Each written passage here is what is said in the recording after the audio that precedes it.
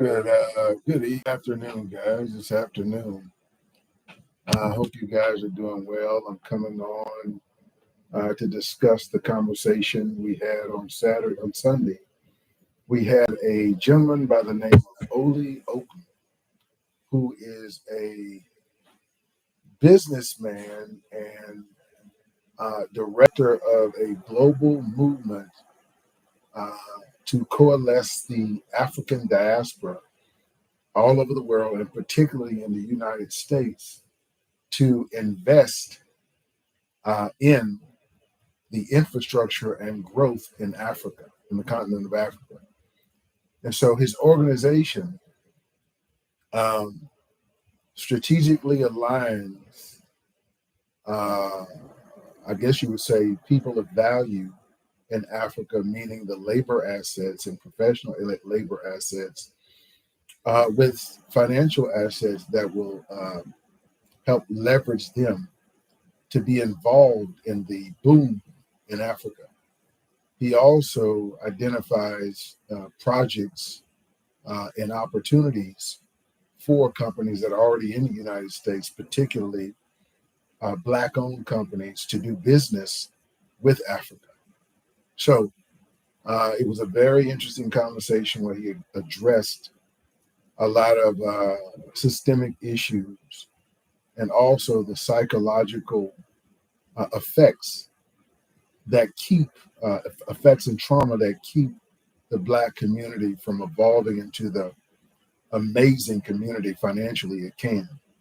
As I've stated before, our goal in the Community Reit is to develop a mindset free of trauma, free of the religious trauma that keeps us from understanding 2 + 2 = 4, or what 1 + 1 is.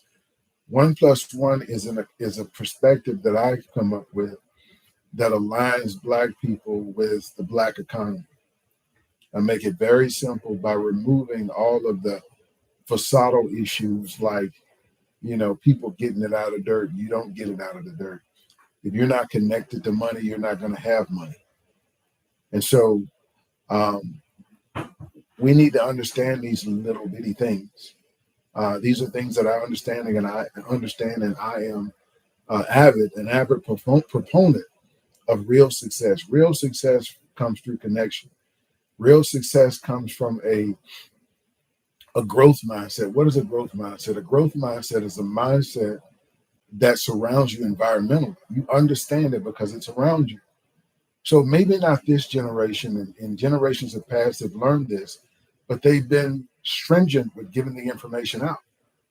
And so what we want to do is build a community Reit that will allow generational groups to pass down information to other groups, or for lack of a better term, reverberate it down the line like a pebble on the water.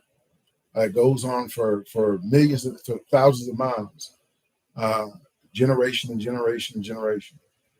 And so the Community Reit is a monolithic, coalescent group of Black startup investors that develop a hospitality Reit, and the goal is to grow it from nothing to $3.7 billion in 3 to 5 years. So do me a favor, take a look at our content. We're going to continue to grow. We're not just going to be talking about Reit stuff. We're not just going to be talking about hospitality stuff. We're going to be talking about the issues that keep Black people bound mentally. We're going to talk about the church. I'm actually going to have a pastor on one day, and we're not going to have a dispute. I would never argue with a pastor online. I would never argue with a pastor in person. I respect the institution too much. But we're going to talk about some realities of religion and how it wasn't made for us. And like I say all the time, serving other people's gods, you're also going to have to face their devils. So, that's just a reality. So we're not just going to be talking about making money. We're not just going to be talking about developing the Reit. We're not just going to be talking about investment. You can't just do anything. You have to engage with the people. if you intend to have them invest and trust you. And that is my sole intention. I believe we can do this. It's paramount that we had the conversation with the gentleman from Africa, because it allows us insight into understanding what's going on the continent of Africa. And so it's important you go and take a look at this conversation. I believe that you will be enlightened at the information, insight, and the intellect of this gentleman. I wasn't surprised at I'm never surprised when somebody is smart. I'm surprised when someone is comprehensive. And this gentleman was extremely comprehensive as it relates to what's going on. And he gave a lot of insight into the opportunities on the African continent, specifically infrastructure. You'll see that, as a contractor and a construction person, 36 years, I see infrastructure more concisely than most people do. But what I was surprised at was that the basic necessities of infrastructure the African continent doesn't have in certain places. And you have to realize, when you go into development, when you go into communities to develop infrastructure, I'm thinking he's talking about wastewater treatment, water, literally water running from a basin. Uh, again, you got to have wastewater treatment plants because you have sewage, etc. He's not talking about that. He's talking about hospitals and stuff like. So essentially, he's talking about triage things, and what we call it in the American community the projects. In reality, it's a project, uh, and that's the kind of stuff that he's talking about when he's talking about infrastructure.